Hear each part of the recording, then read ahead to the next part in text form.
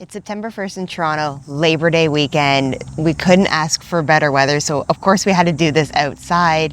Everyone considers this the last day of summer. Not for us. It's not really. But, you know, it is going to be back to school starting tomorrow. But, God, we had to enjoy today. Yeah, and in case we do have some odd sounds in this video, it's because the air show is currently on.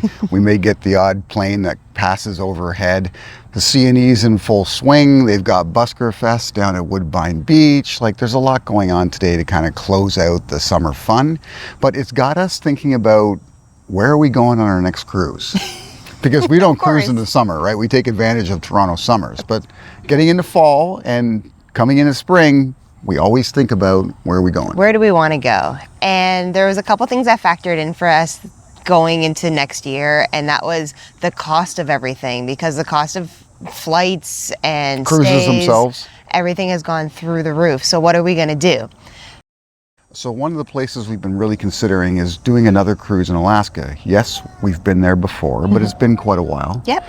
We're looking at round trips from Vancouver to Vancouver just because it's easier logistically for us, being based in Toronto. One of the difficulties about it, though, is that everything we've found so far is like maximum of 8 days, and we prefer to do cruises of at least 2 weeks.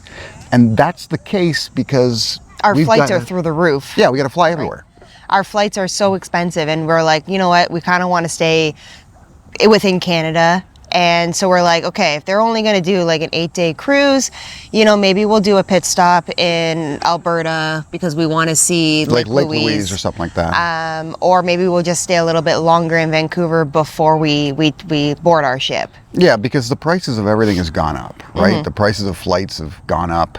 If you're going to pay as much as we're paying on a flight, you don't want to just go somewhere for a week and come back. It doesn't seem worth it, right? The prices of the cruises themselves have gone up. You can still find some good last minute deals, and we will probably go with a last minute deal on our next cruise just to save some money. So that's one of the areas we're looking at. We're also looking at maybe a repositioning cruise, because again, you can find great deals, only it depends on where it starts and where it finishes, because again, you got to factor in those flights, right? The one good thing about repositioning cruises is that they tend to have at least 2 weeks of length. Yeah. So they fall within that certain parameter. Yeah, but you just have to be comfortable being at sea for a long period of time. That's right. You'll have a number of sea days, but that then factors into which ship are you on. But one of the reasons why we're considering going back to somewhere we've been before, because this one pops up a lot, and I've seen it on other channels, and people asking, you know, oh, that's like your third time there, why would you want to go back to the same place? Familiarity has its advantages. Yeah, well, there's a couple things, right? Like we wanted to see as much as we possibly could, but we missed out on, you know, let's say whale watching. I missed out on possibly going on a deep sea fishing tour. Yeah, expedition. You know, like I saw a bear, Cobe didn't, so maybe we go, you know, she thinks she saw a bear. Find where the bear's at. She thinks she saw a bear. That's still one that's debatable. But what we're saying is, when you've been somewhere before, you have an opportunity to maybe isolate certain things you missed, or do things that are time constraining, right? Time sensitive. Because when you stop somewhere on a cruise, quite often, if it's your first time there, you want to see as much as possible. Right. And that limits you to, say, excursions or doing your own thing where you can kind of travel around and hit a bunch of different spots. And maybe that causes you to miss out on something really exceptional that takes the whole day. Yeah. Right? Like going out whale watching. Right. Something like whale watching, where you're going to be getting off the ship, going to a dock area, getting on a boat, and being out there the whole time, getting back and having very little time to see the rest of the place. But we've done the rest of the place the first time we went to Alaska. Yeah. So going back makes sense. Also, we made a decision the last time we were there that we regretted. Yeah.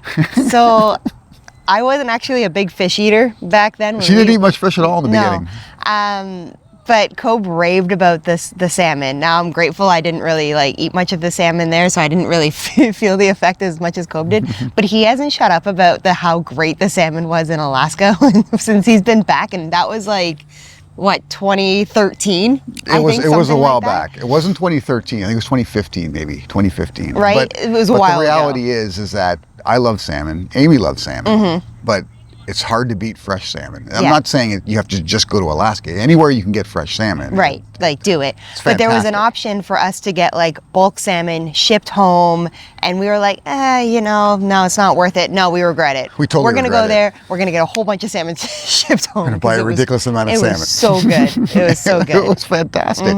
There was a salmon sampler guy in Ketchikan that I went back to like 6 times. Yeah. I changed outfits so I wouldn't look stupid doing it again and again and Even though again. you stand out anyways. Right? But I couldn't resist it because it was that good. So there are things like that, and that's one of the reasons why it's worth going back. Yeah. As far as going to places we haven't been, we haven't cruised the Baltic. No. That's one of the major sort of cruise locations. It's down the list of things, primarily because it's expensive. Yes. Right? It's not a cheap cruise to do.